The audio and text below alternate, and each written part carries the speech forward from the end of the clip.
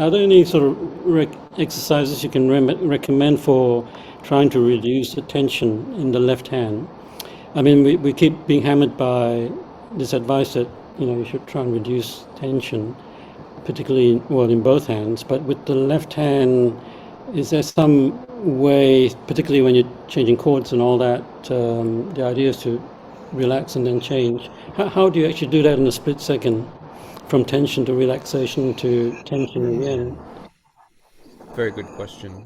There's two things I can suggest. One is the tension when you're holding down a chord itself. That's one aspect. You don't want to over press. You don't want to be using more tension than necessary. So yeah, so buzzing notes Richard's put in the chat. That is one good way to check if you make the notes buzz. I think an even more extreme version would be to put no pressure down. So play the chord shapes with no pressure. Let's say you're going from like A minor to like a G chord or something. So I'm doing that with no pressure, and I'm doing that to see what that feels like, and then when I play with pressure, I want it to feel pretty similar to what I just did.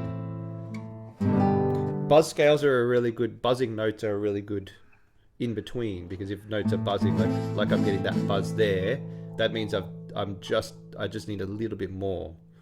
So if you can make the notes buzz intentionally, that's also a really good sign. Another thing you want to do is use the weight of the fingers or weight of the arm to get the pressure, no squeezing.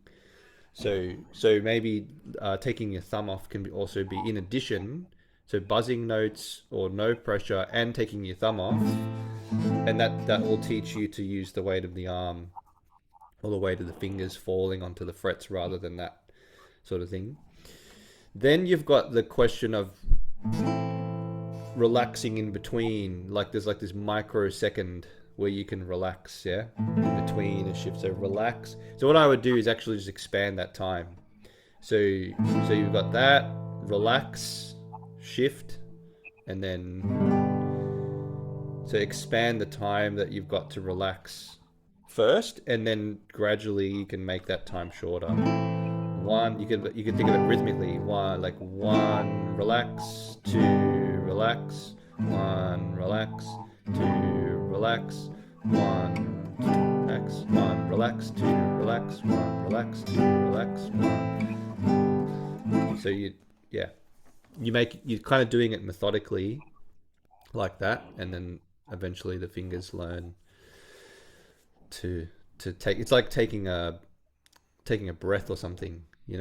Imagine if tension was breathing out, the relaxation is like breathing, is like taking a little breath, right?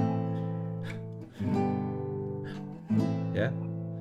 So if you don't take those little breaths, you run out of stamina very quickly. You can run low in energy. Yeah, you can feel tension building up. It builds up.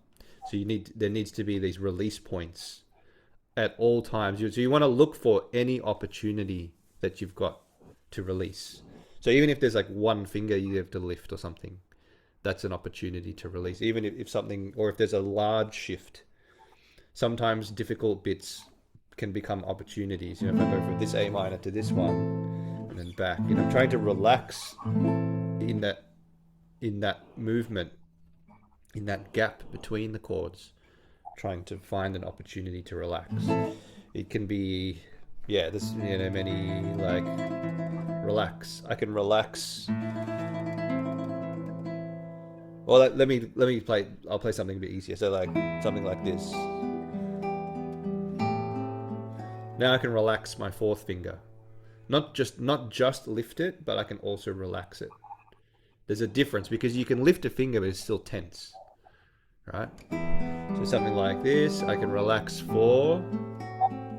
Now I can relax everything in preparation for the next chord. I can relax 4 again, I can relax 2, or I can relax everything, put 4 down. So it's almost like trying to find every opportunity